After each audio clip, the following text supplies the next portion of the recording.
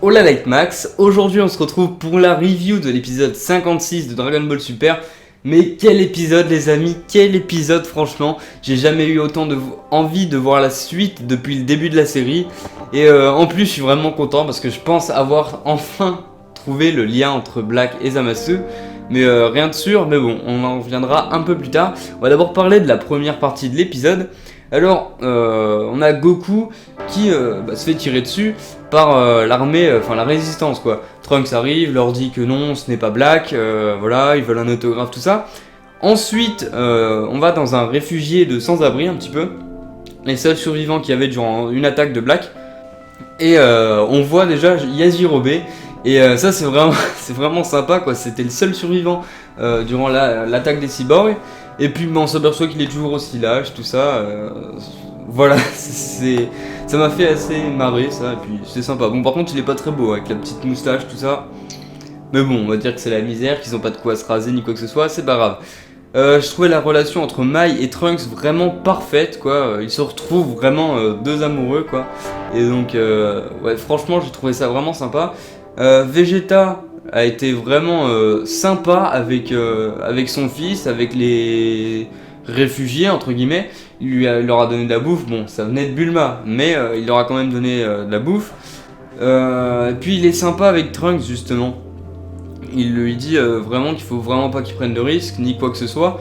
Et ça je trouve vraiment sympathique. Je trouve que le personnage de Vegeta est très bien. Évolue très bien dans Dragon Ball Super, contrairement à ce qu'on pourrait penser. Et je vais d'ailleurs faire une vidéo sur le traitement de Vegeta dans Dragon Ball Super. Comme vous pouvez le voir ici, le texte est déjà en partie écrit. Et voilà, je vous proposerai ça dans un petit moment sur la chaîne. Donc on a même les réfugiés qui croient que Goku égale Black. Et notamment une petite fille, mais c'est normal, même les autres, les adultes, c'est normal, ils connaissaient pas Goku. Et donc il y a Trunks qui arrive vers elle, et au lieu de lui expliquer, il lui fait une grimace. Ça la fait rire, mais voilà, je trouve que Trunks n'est pas très à l'aise avec les enfants. On l'a déjà vu notamment avec Pan dans quelques épisodes précédents. Et voilà, bon après c'est pas quelque chose de très important, et puis on va tout de suite passer au vif du sujet. Donc dans la seconde partie de cet épisode, on a Goku et Vegeta qui font un petit Janken pour savoir qui va affronter Black. Je trouve ça un peu égoïste de la part de Goku étant donné qu'il l'a déjà affronté une première fois. Et donc c'est Vegeta qui gagne ce Janken. Donc c'est un petit peu une revanche par rapport au Janken qu'il y avait contre Majin Buu pur que Goku avait gagné. Donc du coup c'était lui qui avait affronté Majin Buu. Et là c'est Vegeta qui gagne, heureusement j'ai envie de dire. Il dit à Trunks et Mai de s'éloigner, du moins Mai effectivement ne va pas les suivre, mais Trunks va quand même aller avec Goku et Vegeta. Mais pourtant Vegeta lui interdit de combattre, en même temps je pense que Trunks n'a vraiment pas le niveau, mais on en reparlera un petit peu plus tard quand on parlera de la preview. Et donc Vegeta appelle Black qui était en train de se dire qu'il était à deux doigts de réaliser son utopie, c'est-à-dire de détruire la race humaine. Est-ce qu'il l'a déjà fait sur les peuples des autres planètes ou des autres univers? Ça reste à voir, on aura sûrement plus d'informations dans les prochains épisodes. Donc Vegeta commence directement le combat en se transformant en Super Saiyan Blue. Et Black ne semble pas étonné, comme le fait remarquer Trunks, de voir cette transformation. Et donc c'est assez intéressant. Est-ce qu'il a déjà vu cette transformation? En tout cas ce n'était pas contre Goku, étant donné qu'il ne s'était transformé qu'en Super Saiyan 2. Et donc Trunks fait aussi la remarque que Black pourrait être un dieu, puisqu'il considère toujours les autres comme des humains. Et il se sent vraiment supérieur. Et donc il fait la réflexion que Black doit très certainement être un dieu.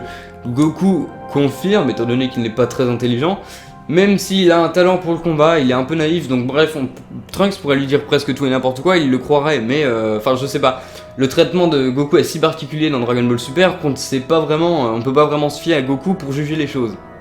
Et donc justement, le combat entre Vegeta et Black commence. Vegeta lui donne pas mal de coups, et pendant une rafale de coups, il se retire brusquement en sentant quelque chose, il a un mauvais pressentiment.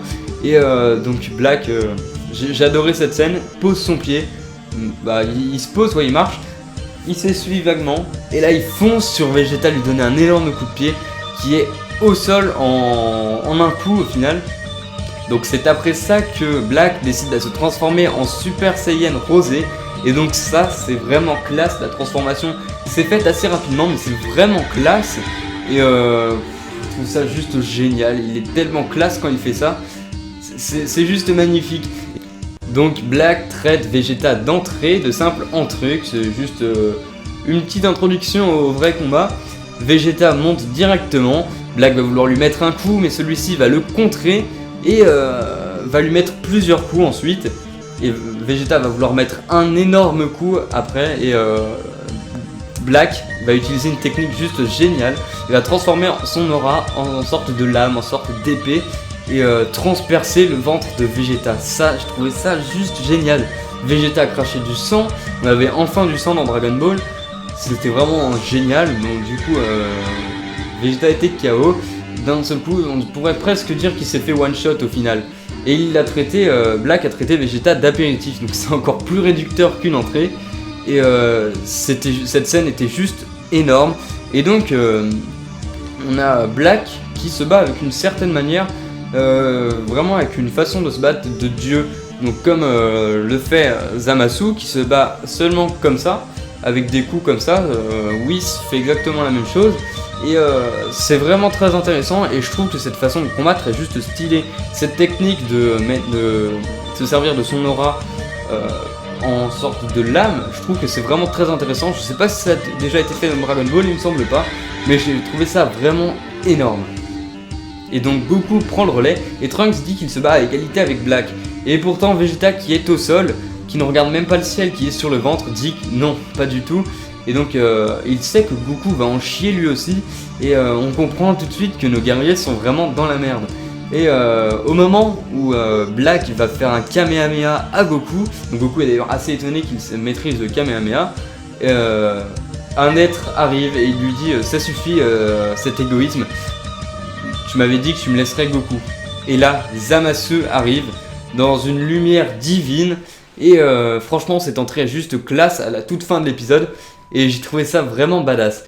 Et donc on va maintenant passer à la théorie dont je voulais vous parler. Alors avant de commencer, je tiens à préciser qu'elle a toutes ses chances d'être fausse et que si c'est le cas, ça ne sert à rien de m'insulter dans les commentaires ou même à mitrailler la vidéo de pouce rouge, surtout une fois qu'on aura connu la vérité.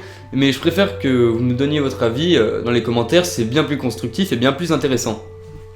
Alors, déjà, avant de commencer encore, je tiens à dire que je ne vais pas parler des paradoxes temporels, de savoir si Zamasu est le Zamasu de la dimension de Trunks ou si c'est celle du présent, parce que c'est trop compliqué pour moi, il y a trop de paradoxes, tout ça.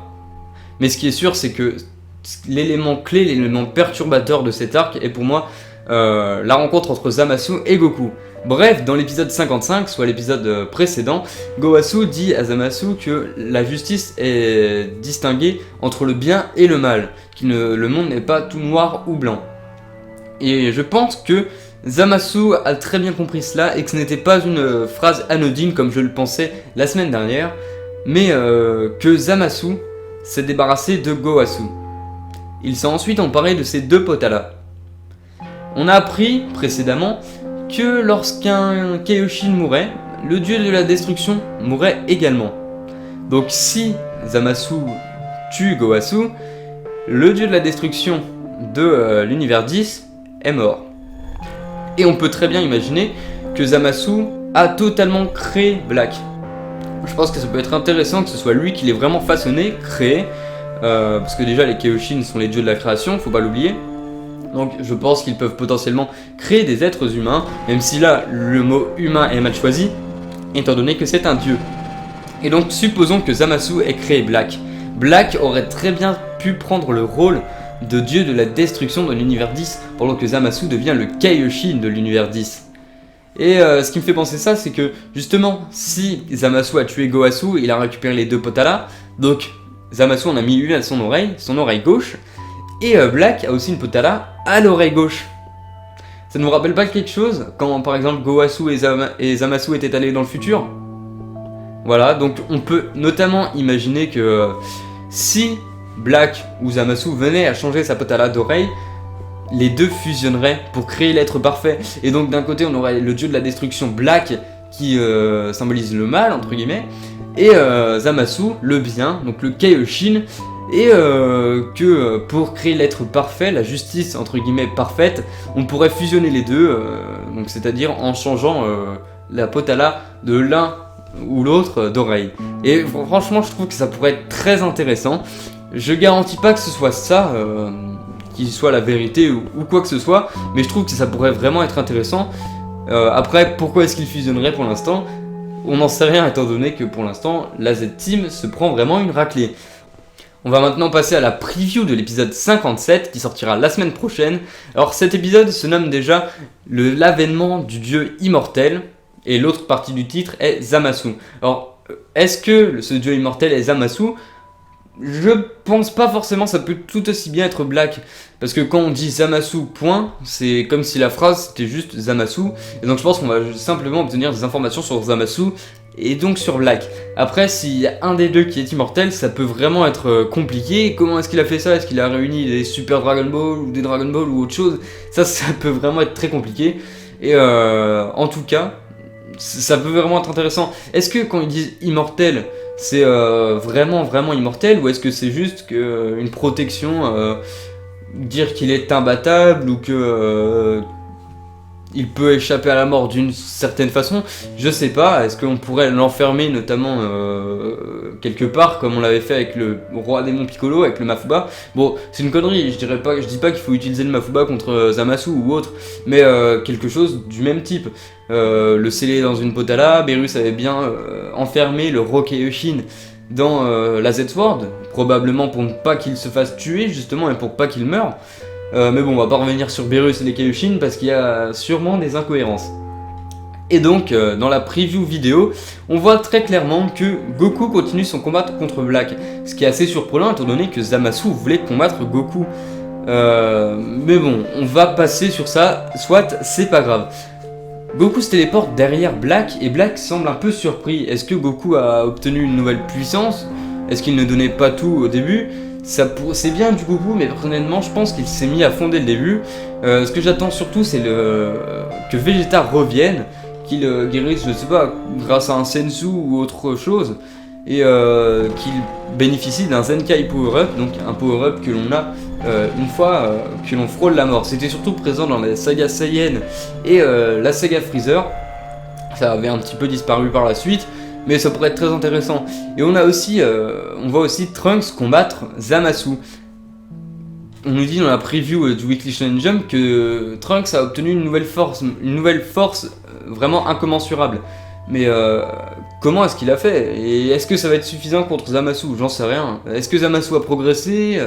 S'il n'a pas progressé, Trunks pourrait être de taille contre lui. Et d'ailleurs, ça pourrait expliquer pourquoi on a Zamasu contre Trunks et pas l'inverse. Mais voilà, est-ce qu'il a une nouvelle forme comme le Super Saiyan Blue? Franchement, j'espère pas, comme je l'ai dit dans la précédente review, ça pourrait être totalement illogique. Et surtout, ça a l'air d'étonner, je pense que ça va être quelque chose qui va étonner tout le monde. Parce que si Vegeta avait entraîné Trunks de sorte à ce qu'il maîtrise le Super Saiyan Blue, il ne lui dirait pas ne te bats pas et reste ailleurs. Peut-être qu'il l'a entraîné et que justement Trunks a fait le reste du travail tout seul et qu'il a appris à maîtriser, il a terminé d'apprendre le Super Saiyan Blue tout seul.